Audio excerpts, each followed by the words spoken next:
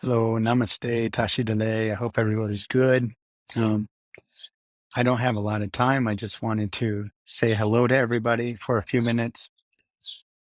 I know right now the world is having a lot of difficulty and there's a great deal of suffering. And there are a lot of people that are having a variety of different problems, financial problems, depression, anxiety. There's so much difficulty in the world right now.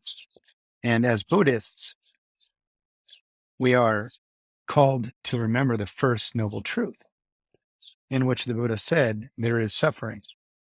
And of course, there's also a cause for suffering, right? And the cause of suffering, really, to distill it down to a very simple thing, is self-grasping and self-cherishing. It's really this over, over obsession with the self, with me, and getting everything we want. So what I wanted to say is that A, all of the suffering we're going through is normal for samsara. We all suffer. It's part of the path for samsaric beings. The reason we suffer is because we have produced the karma to suffer. If we want to look around the world and understand the root cause for all this suffering, then we can understand that the karmic causes have been planted as seeds. And that's why the world is in such a difficult place. And so when we have problems in our lives, we should not be so surprised because at the end of the day, these problems are normal in samsara. Samsara is marked by suffering. So what can we do about the suffering right in front of us? One of the best things we can do is we can focus on impermanence. Moment to moment, everything is moving. Over in the distance, there's a tree blowing. The tree is dancing in the wind. The birds are chirping and singing. The wind's blowing. I'm breathing. My heart is beating. Everything is constantly changing. Nothing is permanent. So if you're happy, don't cling to it because it's going to change. If you're unhappy, don't cling to it because it's going to change. The more we understand that everything is movement, everything around us is constantly moving. Again, you look up here at these trees, you can see them dancing. The clouds are in the sky, but those clouds won't be there too long. Before you know it, the clouds will have dissolved back into the sky, and then they'll come back again, and it will rain and storm and snow and thunder and lightning, and then the sun will come again. The leaves on the trees are going to fall soon. Right now it's August, so the leaves will soon fall, and then it will be frozen for a time. So if you're feeling anxiety, sadness, depression, anger, frustration, jealousy, pride, whatever, no matter what, no matter how bad it is, just remember, soon it will change. Nothing will last. Your heart's beating right now, that's constant change. You're breathing, that's constant change. You're shifting as you sit, you're shifting, we move. We never really sit still because as soon as we sit still, we become uncomfortable. So then we shift all day long. There's nothing but movement. Everywhere there's movement, even subtle movement, which we cannot see. So therefore, my dear friends, out of love and compassion for you and me, I pray that all of you let go. Don't cling to anything. Remember, everything's impermanent. And if you're a Dharma practitioner, think about death, because the only thing we can do at the time of death, the only thing that could help us is the holy Dharma. Okay? I love all of you. I dedicate the merit of this post to all precious beings. Take care, my friends. Tashi Dele, namaste. Bye. Hello, my dear friends. Tasha Delek. Namaste. Hope everybody's good. Hello. Good afternoon. Earlier, I posted and I was talking a little bit about how we can let go of the causes of suffering by focusing on the impermanence, which is the fact that everything is changing. So, if a negative emotion comes into the mind, such as anger, attachment, delusion, jealousy, and pride, then we can just remember that that emotion is going to dissolve very soon, just like a cloud in the sky. So, all of the clouds that you see in the sky there, they're only going to be there now. They've appeared as a result of karmic cause and effect. So, the karma that produced those clouds has caused the clouds to arise, but the clouds are going to dissolve on their own because the karma that produced them is impermanent, and therefore the clouds themselves are also impermanent. So, the the karma we've already created has is in the past. So we've created karma yesterday, a week ago, a month ago, a year ago, a decade ago, a life ago, 10 lives ago, 100 lives ago. We've been creating karma since beginningless time. And therefore, whatever arises now, we need a way to manage it in a way that um, doesn't make us unhappy. So we can let go of whatever arises, understanding this is just karma. But then what about how do we create the causes for happiness in the future? I forgot to talk about that during my I forgot to talk about that during my last post. And the way that we create the causes for happiness is by walking the path of the six paramitas. Sorry about my dog; she's talkative. The way we create the causes for happiness is by walking the path of the six paramitas. So, um, generosity, patience, joyful effort, concentration, wisdom, and ethical discipline. All of these things they'll plant seeds because karma is anything we think, say, and do, right? So anything we think, say, or do will plant seeds. And then those seeds will come to fruition when the time is right. So, therefore, if we want to produce the causes for happiness, love, compassion, generosity, these types of things will produce the causes for happiness. What creates the causes for suffering is selfishness, anger, hatred, greed, um, really the self obsession, the self grasping, me, the thought of me. Also, the thought that phenomena are established inherently or intrinsically. The idea that phenomena are established intrinsically is the idea that phenomena exist independently of causes and conditions, parts, and the mind that conceives of them or conceives and labels them. So the idea that phenomena exist independently causes us to see the world as if it's solid, stable, and independent, and then we cling to it as if it's real. But actually, there are two truths. One truth is that phenomena do exist conventionally. So, in the conventional world, we use words, ideas, thoughts. So, phenomena do exist conventionally. But the ultimate truth is that phenomena are empty of independent, intrinsic, inherent existence. So, if we start to understand that phenomena are dependently arising phenomena, then we start to change our whole entire outlook on the world.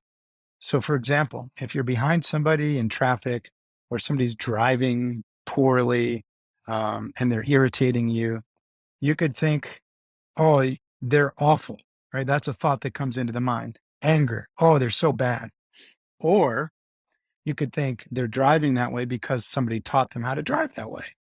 Isn't that too bad that they drive that way? Somebody taught them the wrong way to drive. And the person that taught them learned how to drive from somebody else. And that person learned how to drive from somebody else. So if you're angry at somebody on the road, who are you really angry at? It's like a string of dominoes. 1 million, billion, trillion people came before the person that's driving you or driving in front of you on the highway. And they each taught each other how to drive.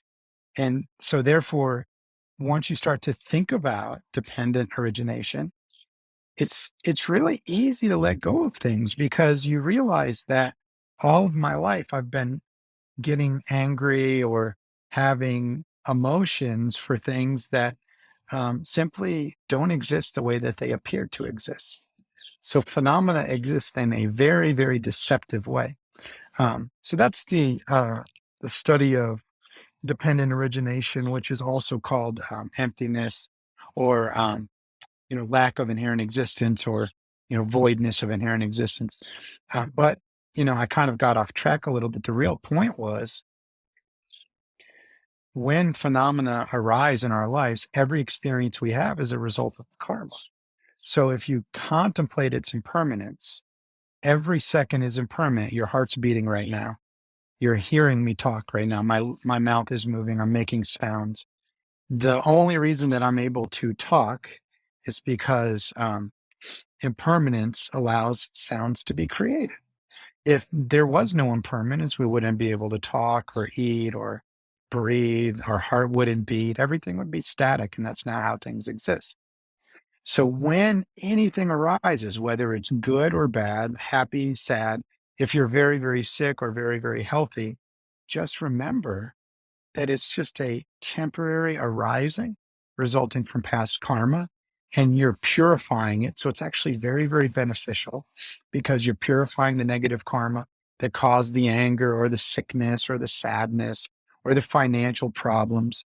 You are curing and purifying past karma from any suffering that arises. So therefore, you think two things. One, it's really wonderful that I'm suffering, because if I hadn't suffered today, I was going to have to suffer sometime, because I've already produced the causes of karmic, I've planted the karmic seeds and produced the causes for this experience to come up, whether it's anger, sadness, sickness, financial problems, whatever the problem is, we've already produced that karma.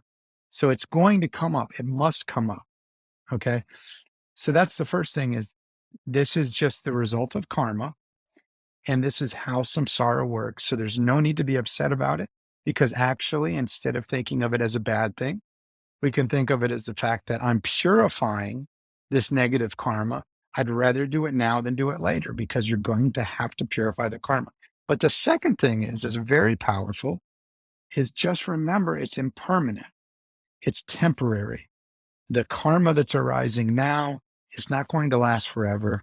There's no reason to be so upset, because you're just experiencing it for a moment and then it's going to pass. And then what about, how do we create the causes for happiness? Well, that's actually just love and compassion. If we love other sentient beings, which is the wish for them to be happy, without any expectation of anything in return, then we're going to be generous. We're going to be patient.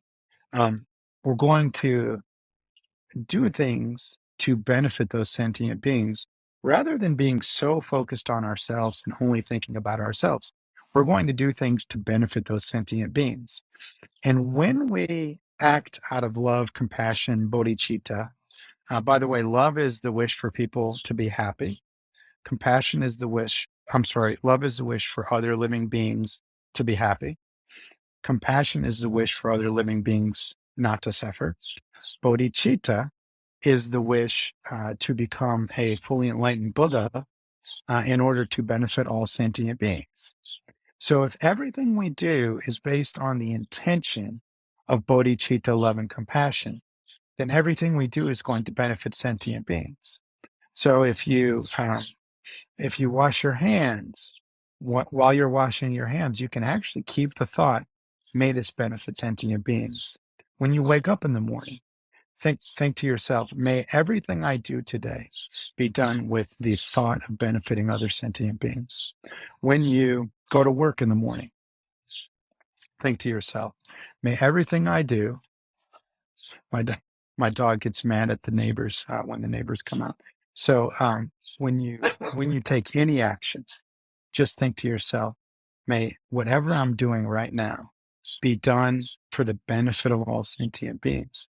Then when you take action, your all of your behavior will start to produce positive karma, because anything done with the intention of love, compassion, generosity, selflessness, meaning thinking of the welfare of others, anything done with those motivational factors or motivating um, intentions, when your intention is motivated by the wish to benefit others, then whatever you do is going to produce the causes for happiness.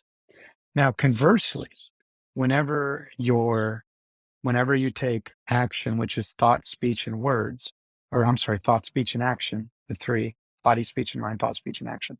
Whenever you do one of those items based upon the selfish wish of me, my, attachment, desire, jealousy, pride, anger, ignorance, those six poisons or five poisons, that's going to produce the causes for suffering.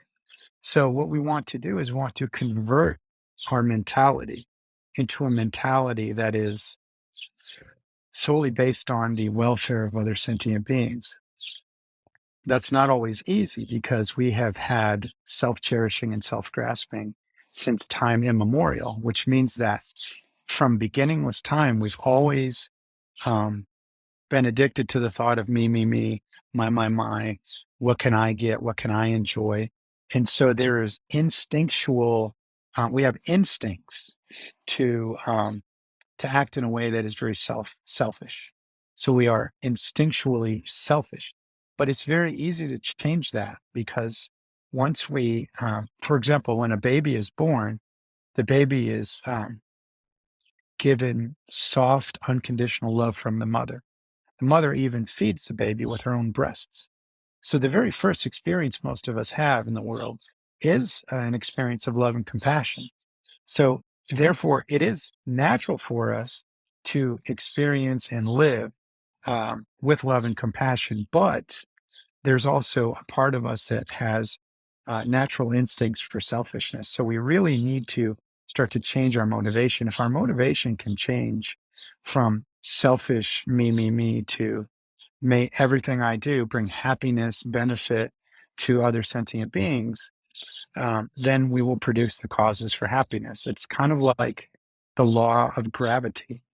You know, the way the Buddha taught was so scientific. He taught us the tools, and the lamas and the gurus and the Rinpoches and the Bantes and the Ajahns, all of these wonderful, beautiful, loving, compassionate teachers are teaching us the same thing, which is the path to happiness.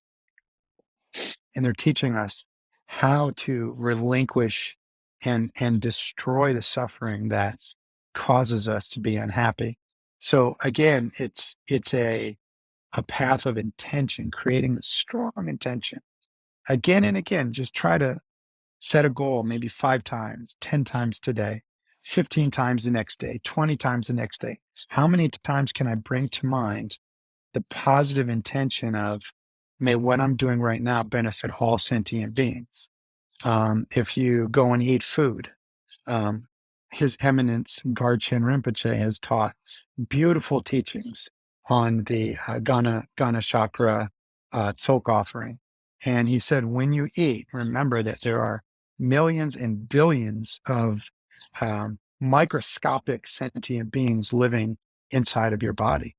And when you eat, instead of selfishly thinking, oh, I want this food, think to yourself, may this food that I take in benefit the millions and billions of uh, microscopic sentient beings inside of my body. And also, may the food I eat now give me the power, the energy, the wisdom to benefit all sentient beings.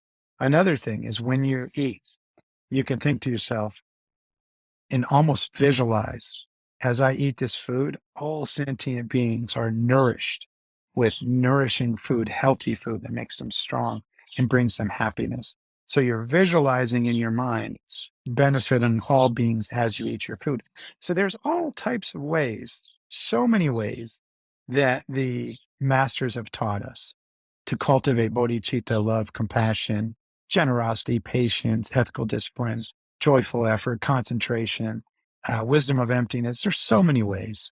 If you're really interested in walking the path of the Dharma, you just have to Find it, read it, study, practice, reflect, and have devotion for the teacher, because the teacher is the medication that we need to treat the self-cherishing, self-grasping mind. So I just was thinking after my post from earlier,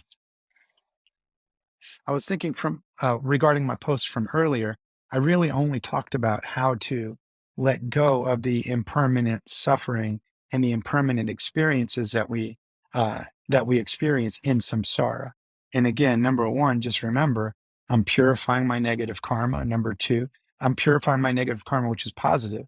And I was going to have to do this at one point or another. So it's great that I'm doing it now. Number two, whatever I'm experiencing, no matter how bad, it is temporary. And the thoughts that I'm experiencing are temporary.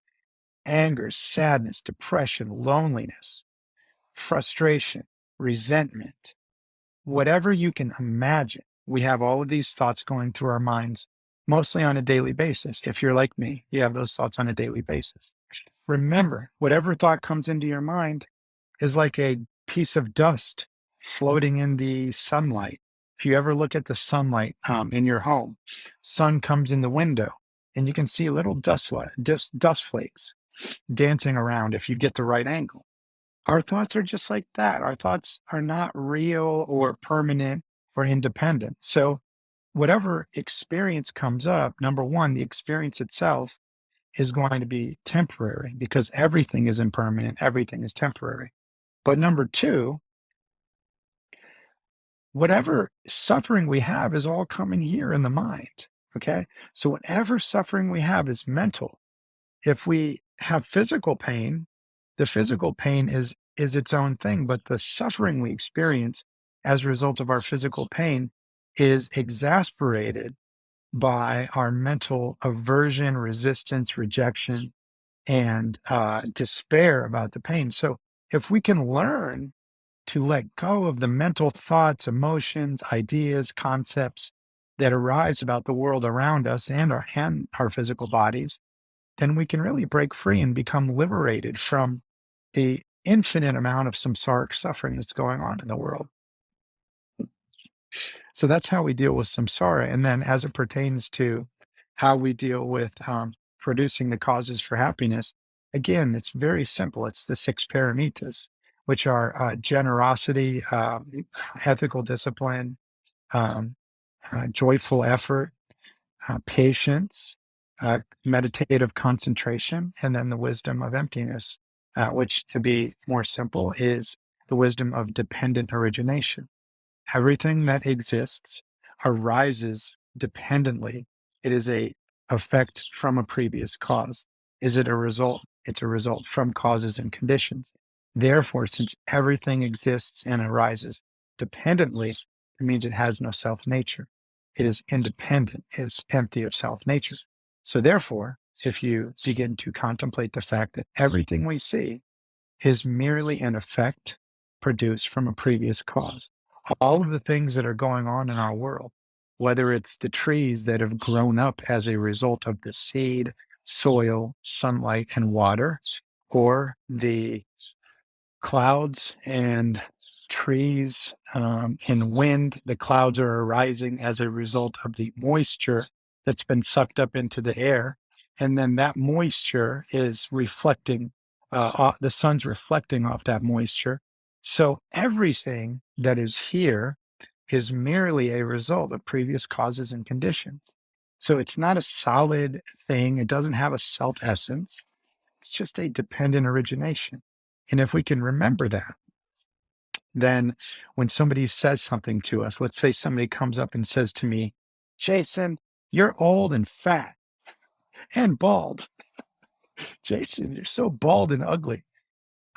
I there are two different things I could do. One, I could get very mad and say, don't talk to me like that. And I could say something to hurt them, right? Which would then create negative karma for me and for them. So that's one way that I could respond. The second way I could respond is I can remember that this person is simply saying something that they heard somewhere else. They learned from somebody else. Somebody else,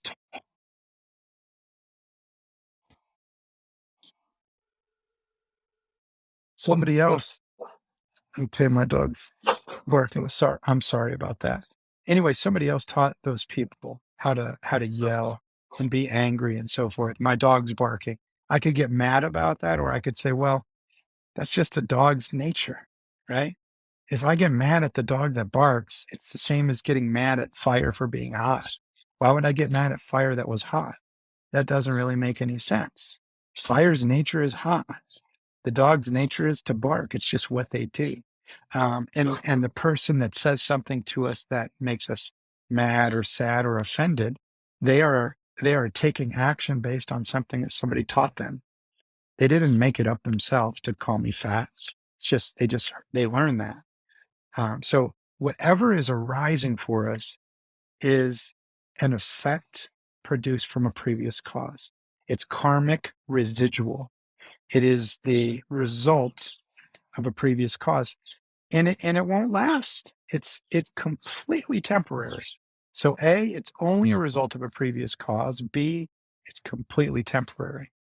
So therefore, if we take that approach and we begin to analyze everything, then we will, how would you, then we will begin to be very, very happy, and we will have a better life, and we'll be happier to sentient beings, and everybody will give us kisses like the puppy. Okay. Have a wonderful day. Have a wonderful morning. Have a wonderful evening. Sending out my love for all of you. I hope that all of you are happy, and sending prayers and love and kindness and wishes for all of you to be free from suffering. Okay, my friends? Okay, bye-bye. Take care.